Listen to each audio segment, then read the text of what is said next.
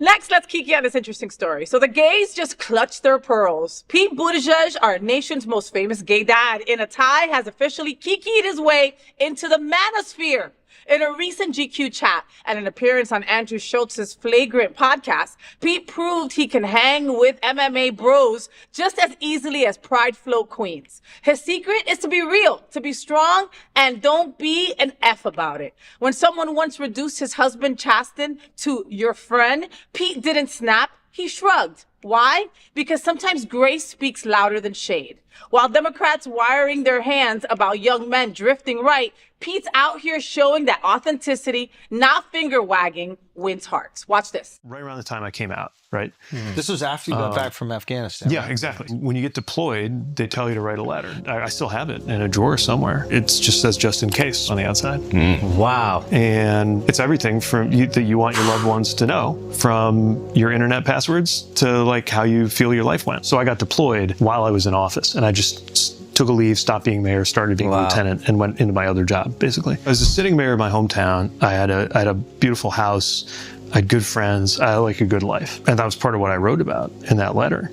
But in the back of my head, I'm thinking, all right, but I'm a grown-ass man, and I don't actually know what it's like to be in love. And if I get back, I'm not going to let that continue. Like, whatever the implications, I'd rather deal with that than once again contemplate the idea that I could go to my grave not knowing what it's like to be in love.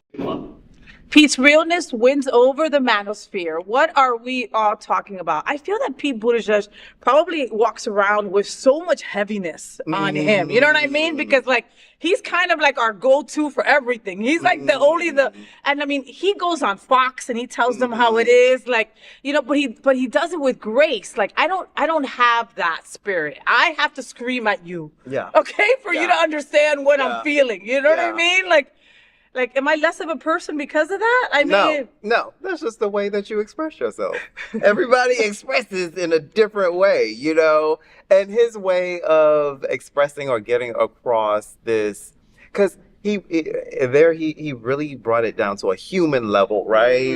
Like, listen, I was in the military. I had all things going for me. I'm a man. I look good. I have money. I had access. I had power. And I'm like writing down and on tour, like all these things, and I've never known love.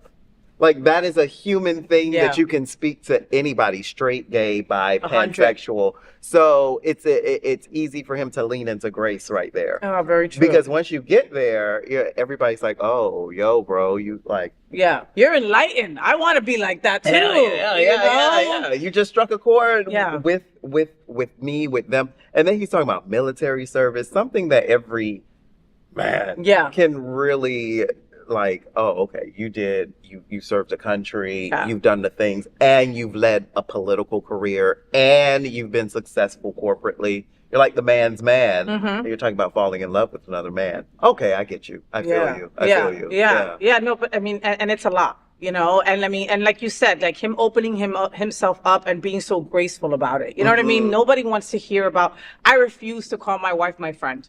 Right. I refuse. I don't give a shit. Because she's not your friend. Because she's not my friend. She's your wife. It's totally different. It's a totally different thing. But you know what I mean? Some people are like, oh, she's old. You know, somebody's older. Let them be. Can you just refer to your, you know? And I'm like, no, I will not. That's just a statement. It's like saying, my name is Faye. You know what I mean? Like, that's it. Well, thank you, Pete, for being you. All right. And this is an important conversation for our LGBTQ